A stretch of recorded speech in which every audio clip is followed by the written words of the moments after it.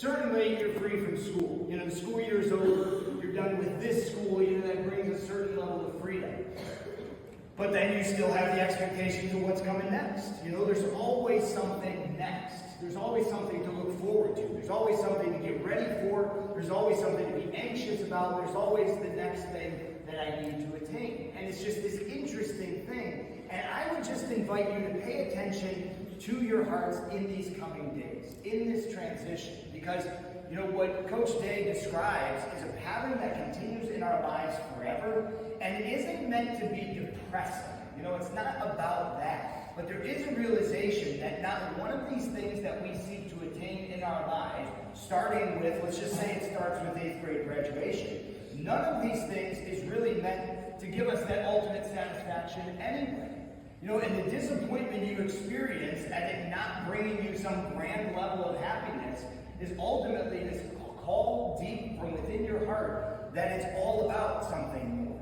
And it's not about once I get to whatever it is in this life, once I have, this job that brings me this money or this much influence on other people or whatever it is, the security of wealth or the impact of the admiration of others or none of those things we pursue. The reality is not even, the family lives towards which we're ordered. That won't bring us the ultimate satisfaction in our hearts. The reality is all of these things, and even the disappointment that sometimes follows in their wake, is a cry from the heart for eternity. It's a cry from the heart that I'm made for something more than 8th grade graduation. Right? I'm made for something more than my driver's license, than high school, than college, than even family life, even this job, even this career, even whatever greatness I attain and achieve in this life, I'm made for something even more than that.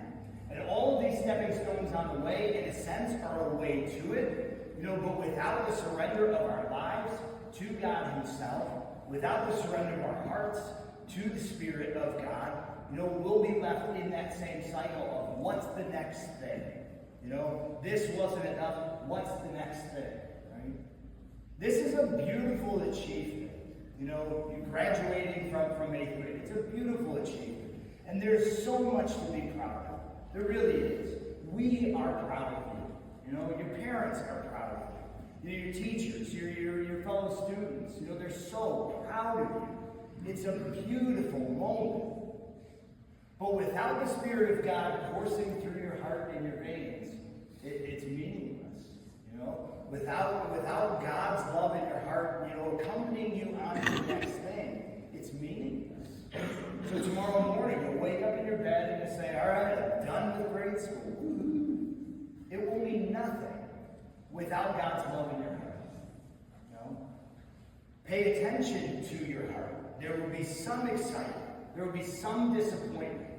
And just ask the Spirit to lead you and guide you through it.